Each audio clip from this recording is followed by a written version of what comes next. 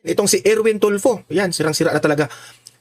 May video po akong ipapakita sa inyo kung saan nagpapatunay na yun po, ipapakita natin yan mamaya. Pero bago natin ito itatalakay lahat, ay mag-like muna at mag-share sa mga nanonood ngayon. Importante yan para kakalat ito sa taong bayan.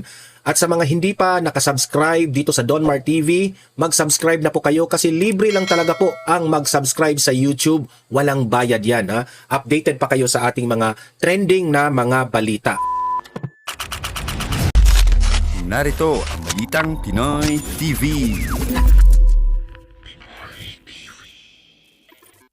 At marami po ang ating pag-uusapan ngayon, no? Unang-una, ito pag-usapan natin itong NBI, no? Handa na may balita na imbestigahan itong si Mike Defensor at handa na raw itong arestuhin. At nagpalabas rin ng video itong si Mike Defensor kung saan ay sinabi niyang bobo yan si Matibag. Mamaya ano ba ang dahilan bakit arestuhin nila si Mike Defensor? At alamin rin natin yan kung ano yung rest back ni Mike Defensor. Mamaya At ito, pag-usapan rin natin itong si Ramon Tulfo na alam nyo naman na sirang-sira na yung pangalan ng mga Tulfo ngayon. At isa sa mga nakasira dito sa pangalan ng mga Tulfo ay mismo yung kapatid nila na si Ramon Tulfo. Siniraan niya ng siniraan itong si VP Sara. Okay, mamaya alamin natin kung ano yung sinabi ni Ramon Tulfo at magre-react tayo dyan sa ating opinion. Okay? Pag-usapan rin natin itong si Erwin Tulfo. Yan, sirang-sira na talaga. May video po akong ipapakita sa inyo kung saan nagpapatunay na wala talagang mga prinsipyo itong mga Tulfo, especially itong si Erwin Tulfo. Dahil sa politika, nag-iba na ang ihip ng hangin sa kanya. Ang kanyang prinsipyo, yung dating mga sinabi niya kay Kiko Pangilinan, wala na, nabubura na. Kasi kaalyado na sila napupolitika na. Mamaya, pag-usapan din natin yan. At ito, nakakahiya po itong ipinakita ng isang netizen, no? Vinidyo pa nila ang isang parang flood control o parang irrigation yata ito, no, sa Mabini, Kayakay, Bohol, no? Na di umano, kabago-bago pa lang last week na tinurn over ito ni BBM. Pero ipinakita niya na kahit kamayin mo, madudurog yung simento. Abangan nyo yan kasi ipapakita ko sa inyo mismo yung video niya. At ito, ang dami nga nating pag-uusapan ngayong araw na ito Ang kampo po ni VP Sara, itong si Attorney Powa ay in-interview ni Ted Filon, no? Na ang kampo ni VP Sara ay maghahain ng komento sa hiling ng prosekusyon na buksan ang BIR box. Yan, patungkol dyan sa BIR box na yan. Kung ano-anong drama nito mga prosecutors na ito, no? Alamin natin at sasagutin yan ni Attorney Powa. Dito lang yan sa Donmar TV at tayo po'y magbibigay ng reaction opinion patungkol dyan. At heto po, nagkagulo doon sa dito sa Gaizano Mall, okay? Kung saan si VP Sara po ay ng grocery doon at nakalinya po si VP Sara. Dito mo talaga makikita kung gaano kamahal ng taong bayan itong si VP Sara. So yun po, ipapakita natin yan mamaya. Pero bago natin ito itatalakay lahat, ay mag-like muna at mag-share sa mga nanonood ngayon. Importante yan para kakalat ito sa taong bayan. At sa mga hindi pa nakasubscribe dito sa Donmar TV, mag-subscribe na po kayo kasi libre lang talaga po ang mag-subscribe sa YouTube. Walang bayad yan. Updated pa kayo sa ating mga trending na mga balita. Okay? Wala muna tayong batian ngayon kasi medyo marami po tayong itatalakay ngayon. Okay? Heto po yung sinasabi ko na itong si Ramon Tulfo. Ito siya. Itong matandang ito, mayabang itong matanda na ito. Mayabang siya. To the point na isa lang ang katapat nitong matandang ito Si Claudine Barito. Kasi sinabi kasi ni VP Sara. Ano bang sinabi ni VP Sara? Sabi niya dito, si VP Sara nagsabi nito this tragedy also exposes the failure of the government to recognize the importance of intelligence gathering and identifying the threats before lives are lost. Nasabi po ito ni VP Sara sa nangyari po doon sa Tacloban National High School noong may nangyari pong insidente doon sa mga estudyante. Okay? Biniblame po ni VP Sara kasi may failure ang gobyerno. Okay? Kasi ang gobyernong Marcos binabaliwala ang intelligence gathering. Okay? Sa mga importante kasi itong intelligence gathering para ma-identify natin kung sino-sino itong mga kagaya nung nangyari dito sa mga bata. No? Importante yan. Ganyan po Yung mga confidential funds na yan, dito yan ginagamit. Okay? So my point, si VP Sara, kulang po ang gobyernong Marcos ng mga ganito. Pero tingnan nyo, totoo ba? Kasali ba? Totoo ba? Nagtatanong lang tayo ha, totoo ba na itong si Ramon Tulfo? Ha? Di umano ha? Sabi ng mga 18 ex-Marines, di umano. Kasali daw, di umano itong si Ramon Tulfo na tumatanggap ng maleta. Di umano ha? Kaya, parang atakdog na rin ito ni Bongbong Marcos. Sabi ni, ito yung binabanata ni Ramon Tulfo si VP Sara. Napaka-bobo naman nitong si VP Sara. Bobo raw si VP Sara ha? O baka ikaw yung bobo? Kasi nabugbog ka ni Claudine Barreto. Ang lakas ng tama doon, no? Dito. Sa sobrang tapang niya, babae lang palang katapat.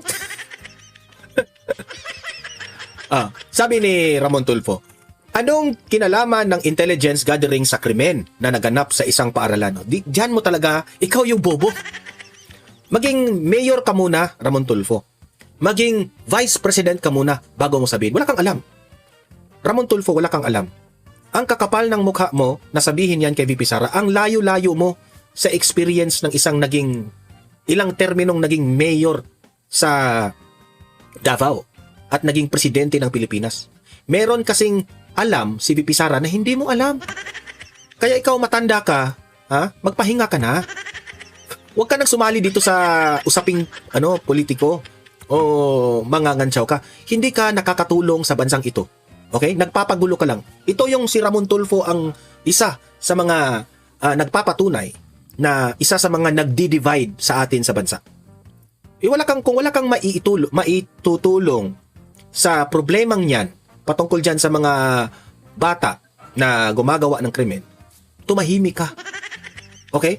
Buti nga may isang VP Sara na tinuturuan itong administrasyong Marcos kung papaano. Pero ikaw, atake ka lang ng atake. Di ba? Matanda ka na pero bobo ka pa rin. Yun lang ang masasabi ko sa inyo. Yun lang. Kasi ito pa. Ang isang bobo niyang kapatid. Tingnan nyo ha. Gaano kawalang prinsipyo itong kanyang kapatid. Pakinggan ninyo. Anong silbi ng batas na yan? Paano ngayon hahabulin ng Estado ang mga minor de edad na 15, 15 anyos ka, di ba? Marami ka nang alam. Nasa 13 kasi first year, 14 second year, 15 third year. Third year high school na ang 15. Marami ng kalokohan ang 15 years old senador. Ewan ko ba? Ito yung dati niyang sinabi ha. Patungkol po ito sa batas ni Kiko Pangilinan na sobrang palag na palag siya. Pero pinagkakataka ko rin kasi, bakit naman inaprubahan ng mga kasamahan ni Kiko Pangilinan?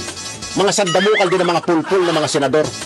Di ba? Kung makabanat siya kay Kiko Pangilinan, wagas. Wagas na wagas. Ang tapang-tapang. Akala mo sobrang tapang ha? Tingnan nyo. Diyos ko po. Gusto ko lamang pong Ngayon na magkaalyado na sila ni Kiko Pangilinan, ganito na siya katuta ng administrasyon. Patunayan ko sa iyo. Ito yung example ng isang tuta na senador. Noon, galit na galit, may prinsipyo. Ngayon, natuta na siya ng administrasyon, heto na yung sinabi niya. sabihin na tama naman po ang paggawa ng batas itong Juvenile Justice Welfare Act dahil ito po ay alinsunod doon po sa pinirmahan natin sa United Nations Convention on the Rights of the Child na sinasabing hindi dapat babaan ang edad ng criminal responsibility. Hindi na raw dapat babaan. Pero noon, kung makabatikos, grabe, wagas. Bilang miyembro po ng United Nations. Di ba? Yan ang sinabi ko. Ito yung mga tao, kagaya ni Erwin Tulfo, Anong silbi? na walang paninindigan, walang prinsipyo. Itong pagiging, anong tawag yun? Radio commentator ba siya noon? Pakitang tao. Nung sinabi niya ito, pakitang tao. Ngayon na senador na siya, kampi na siya sa administrasyon, at alam niyo naman, ang dilawan at ang administrasyon, sanay puwersa na, biglang nagbago ang ihip ng hangin. Kasi mas inuuna niya yung kaalyado nila ngayon. Biglang ang kanyang prinsipyo nabura. Na parang nawala, na parang bula. Erwin Tulfo, grabe, no? Saludo po sa inyo ang mga bobo. Ay nako. Pasensya ka na, Erwin Tulfo kasi sobrang sablay mo dito eh. Kahit anong anggulo natin tingnan, talagang nag 360 degrees ka dito. 360 degrees. Ay nako, ganyan na. Pagdating ng panahon ng 2028, huwag nyo nang iboto itong mga bobo na ito. Tatakbo pang presidente yung kapatid. Wek! Ay, nako. Ay, ito. Panoorin natin ha, itong isang proyekto ng Administrasyong Marcos. Ito po yung, nangyari po sa isang proyekto sa Bohol. Okay? Na tinurn over raw ito ni BBM. Pero ito yung reality. Yung mga ka-farmers, kita ninyo sakop sa turnover ni Bongbong Marcos gahapon dito sa Mabini kaya. Sabi niya, ito raw yung tina-turn over ni BBM dyan sa Mabini Kayakay Bohol. Yan, pinakita niya ha. Ay, man ilang gi turnover gahapon. Ito yung turn over ni BBM. Bisag pa panhuman. Tingnan nyo ha, gaano ka pulido o gaano kaganda ang proyekto ni BBM. Tingnan nyo. Bisag ultimo bakit ani mo dasmag. Pusa do no, tanaw. Tanaw. Mane kalig-on ang ilang gibuhat gahapon. Gi-turnover nila kay mo paldo na pod. Malita. Tama ka dyan, boy. Paldo sila. Paldo. Ano ba yan? Dumaan ba yan sa standard na paghalo ng semento? Parang, sabi niya, kahit banggaan niya ng palaka, basag. Tanaw pod. Tanaw, di ba? Ingon pa kamong mayor, nahuman ako na, nahuman ba dayo ay? Daghan pa ni kado, dapat na rin dapit ka. Bohol yan ha. Sa kamot to bisag, kasmagan na nagbaki, digre pito-pito. Kahit raw, banggain ng yung palaka, basag. Wala din eh, wala maayog trabaho. Pada pa na rin daghan pa ni kado guba. Na, bisag, kasmagan na rin mo dasmag na rin, kanang, wala, sus na. Naman yung turnover o panahuman. Grabe. Daghan. Shout out guys sa among mayor. Nga nahuman na, panahuman eh. Human naman ito kay Romupaldo. Shout out ninyo mga kontraktor. Diya pa. Nakamuton na rin mo mga dugmok na. Sus. Tanawa ko sa kalig-on nilang ipang buhat. Ay, nako. Tanawa. Trabaho ni Stia. Grabe naman yan. Turnover gapon ni Bongbong. Dito sa Mabini Kayakay. Ni tanawa. Tanawa ko sa kalig-on. Diba? Ingon pa mong mayor nga. Nahuman ako ng pangayo. Naman yung taon, maagi anig tubig di ba din yung mga dugmok, ha? Terus kamuton na gani, madudugmok na. Kisa may kontraktor na ni, shout out ko. Taro nga yung taon po din do. Kaya nga uga na namong basak na maagi anig tubig di din yung mga dugmok, ha? Terus mo rin pumunito, no? Yan. Tanaw sa kalig-on, yan ang trabaho sa niya. Shout out din do. Paldo mo, kay turnover ng daghapon, bisa ko panahuman. Grabe. Okay. Ang tabunan na lumablat tayo, pero so, yun po ang nangyari. Ebidensya yun, video talaga yun na nagpapatunay na wala talagang pagmamahal sa taong bayan itong mga buwaya na ito. Ito, ginagawa nila yun. Millions yun ha. Millions yun yung proyekto na yun. Abot siguro ng billion. Hindi natin alam kung magkanong budget doon. Pero isang bagyo lang yun, ubos yun lahat. Sure ako doon. Sabi pa nga niya kahit palaka pang bumangga doon, basag, di ba? Ganyan. Yan sila. Ganyan yung nakakahiya talaga yung administrasyon ngayon. Sobrang nakakahiya. Heto, ipapakita ko sa inyo itong video na ito kung saan si VP Sara po ay mahal na mahal talaga ng taong bayan. Nakita siya ng grocery siya doon sa isang Gaisano Mall. No? Hindi ko lang alam. I'm not so sure kung saang lugar to. Pero, dito mo talaga makita na kung saan si VP Sara magkagulo talaga ang isang lugar because they really love VP Sara at gusto nilang lapitan. Gusto nilang lapitan. Ito panoorin po natin. Ayan, ito. Ayan, no, nasa counter siya, no? Yan, makikita nyo. Nagbabayad siya.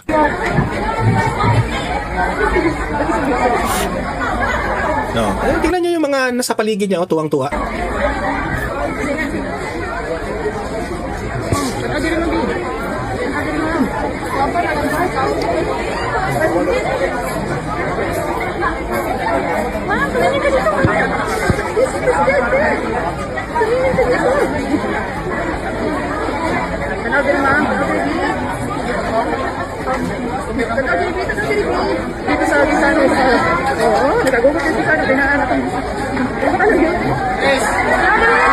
Wala, konting kaway lang, wala na, magsisigawan na.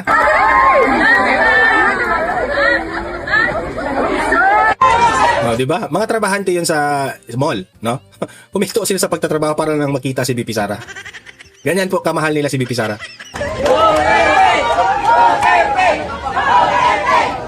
Grabe. Kinaklabutan ako.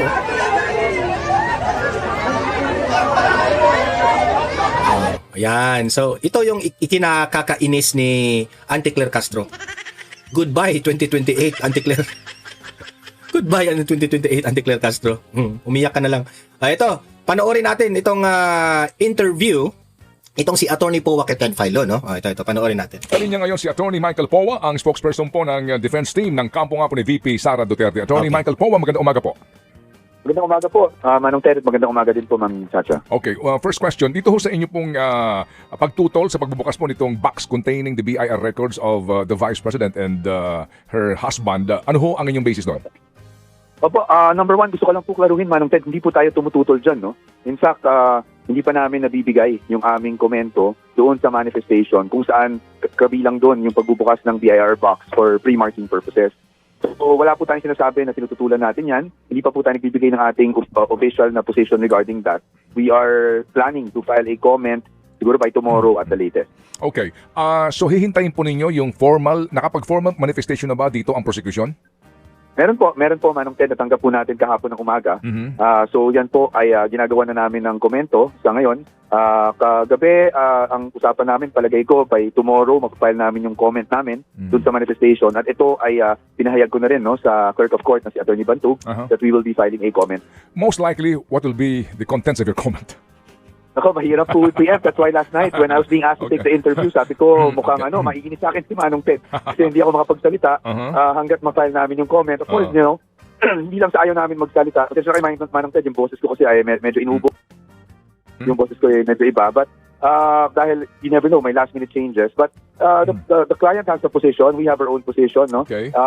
We are just finalizing the comment at the moment. But Sige. sa yung sinasabi kahapon, we are very reasonable people naman po, no? So it's not as if we are here to block or delay anything. Okay. So as long as naayon naman sa batas, and sa tingin naman namin ay hindi magkakaproblema pagdating sa mga karapatan, no, ng aming kliyente, ay hindi naman namin hihindihan. That's why it's best that we just wait na lang siguro for our formal comment. Okay, sige po. Well, under the law, basically nga po, meron yung confidentiality rule. Ano po? So, ano ho ba ang komplikasyon kung meron man o ano ho ba ang pwedeng mangyari hango po sa rules ngayon dyan sa impeachment kung saan po ang inyong nakakaharap ay ang tumatayo pong clerk of court? Kapag ho ba nag-propose ang prosecution na buksan and then theoretically tumutol po kayo, yung buong poder na pagdesisyon dyan kung bubuksan o hindi, nandoon po sa kapangyarihan ng clerk of court o ito'y posibleng ipaubaya po sa impeachment court judges? Ito po ay nasa kapangyarihan ng impeachment court, no? Yung clerk of court po, wala po siyang kapangyarihan na mag-rule, no, on this matter. Kaya po yung manifestation at ang aming comment rin ay addressed to the impeachment court po talaga. Okay. Ang impeachment court po ang mag-decide ukol dyan. Yes, yun nga po yun. Ano? So, sir, itong sinasabi na markings ng mga ebidensya, mga dokumento before the trial, paano po yun kapag yung box na yan bubuksan during the trial na at hindi nasama sa mga markings na yan? Will that be a valid evidence? Wala pong, yes sir, valid pa rin naman po. Wala namang magiging problema doon, no? That can still be presented. Yung marking naman po is just to simplify, no, yung identification purposes ng mga dokumento. So wala naman po magiging balakid dyan that can still be presented. Once the impeachment court decides na kailangan buksan yung box, wala naman po magiging issue yan, no? Okay. Most likely po kasi, no, i-connect itong BIR documents doon sa SALN ng Vice Presidente. Most likely po, no, Yes. yun ang ating pong Opo. kaisipan dito. So, yung pong SALN issue naman, kayo ay tutol na isama sa mga ebidensya ng prosecution yung SALN ni VP Sara before she became Vice President. Opo. Yes po sir, yan naman po ang naging posisyon natin na inilagay na rin natin sa ating answer, no? Kung maalala nyo, nag-file tayo ng answer kamakailan doon sa impeachment complaint at isa yan sa mga bagay na ni-raise namin, no? Although I have to tread carefully kasi we cannot discuss the merits, so I will be very factual lang po, no? Okay. So we filed an answer and included in that answer our position na according to the Supreme Court decision in the case of Duterte versus HOR, napakalinaw po doon na ang sinasabi ay ang saklaw ng impeachable offenses ay yung offenses lamang na allegedly, no, nangyari o nasagawa while the public official is occupying an impeachable office, no? So dapat itong mga Kasi sinali nila yung panahon pa na si VP Sara ay mayor. Di ba? Ganyan sila katanga ang HOR. Yung mayor pa si VP Sara. Hindi pa man siya vice president at that time. Bakit sinali nila doon? itong bagay, yung mga paratang, involves acts kung saan impeachable officer na po yung respondent. So kaya po ang posisyon namin is everything else before 2022 ay hindi po dapat, no, maging topic or subject ng impeachment na ito. Okay, so just the same. Pero Attorney Powa, talo ka pa rin dyan kasi miyembro kasi sila ng Bendalo eh. Ikaw, hindi ka miyembro ng Bendalo, Attorney Powa. talo ka pa rin yan sa mga bendalo. Po ang ating katanungan, kapag ho ba ito ay ipinilit ng prosecution dito po sa clerk of court sa submission ngayon at marke sa mga dokumento, ito tumutol kayo, who will decide eventually po? Who will decide sa validity nitong mga SALN na ito para po i-reinforce yung akusasyon ng prosecution? So definitely po, the impeachment court po talaga yan. No? That's why in-include po namin yan as one of our affirmative defenses, or ibig sabihin, ito yung mga sinasabi natin, no? Doon pa lang sa answer na hindi pwedeng gawin. At itong mga bagay na to ay dapat talakayin talaga po ng impeachment court. Usually po, sa regular court, bago pa magsimula, no? yung presentation of witnesses, evidence, talagang inuuna desisyonan itong mga pending matters na ito. Okay. Sir, hindi pa ho tapos ang mga markings na ito. July 6 ang sinasabi pong simula po ng trial. Ano ho ang inyo pong ang inyo pong pakiramdam? Matatapos ho ba kayo hanggang bukas o ito yung extended pa hanggang next week? Susubukan po namin no, na matapos talaga to by today or tomorrow. Kahapon naman po, medyo napabilis po talaga yung proseso. No? Lalo na nung nagdagdag ng additional marking station or kumbaga, iniwalay sa dalawang grupo yung nagmamark nung para sa Article 2, itong unexplained wealth, no? Yung kasama yung SALN, etc. Na-divide na po sa dalawang grupo, so nahati na rin yung dokumento at simultaneously po, minamark na po itong mga dokumento at napabilis po talaga. And so, yan nga po yung sinasabi ko, both the prosecution and the defense have been working together naman po para ma-expedite lahat ng ito. Okay, sige po. We appreciate So, po, no? hopefully. We appreciate po your finding time despite po itong inyong problema sa boses and magpahinga po kayo ng lubos, attorney, dahil marami-rami pa pong mga panayam at paliwanagan ito. Opo, maraming salamat din po at pasensya na po talaga kung medyo nagka-crack yung boss natin ngayong araw. Maraming salamat po, Manong Ted. Godspeed, sir. Ayan, so yun po yung interview ni Attorney Powa. Ang gusto lang talaga mangyari ni Attorney Powa dito is that bakit natin isali yung panahon na mayor pa si VP Sara? Hindi yun pwede. Kasi hindi naman siya impeachable at that time. Is still a mayor. Ang pinag-uusapan rito, gusto nilang ma-impeach itong si VP Sara bilang Vice President. So yun lang ang itatalakay natin. Bakit you will go beyond? Pati yung mga nangyari pa doon sa mayor pa siya, isasali nyo. Tapos yun ang gawin yung ebidensya na dapat ma-impeach siya sa pagiging Vice President. Ito na nga mga kabalita. Ano na ang masasabi nyo patungkol sa balitang ito? Please comment down below mga kabalita. Pag-usapan natin yan sa comment section. At kung di ka pa nakasubscribe sa ating channel, baka naman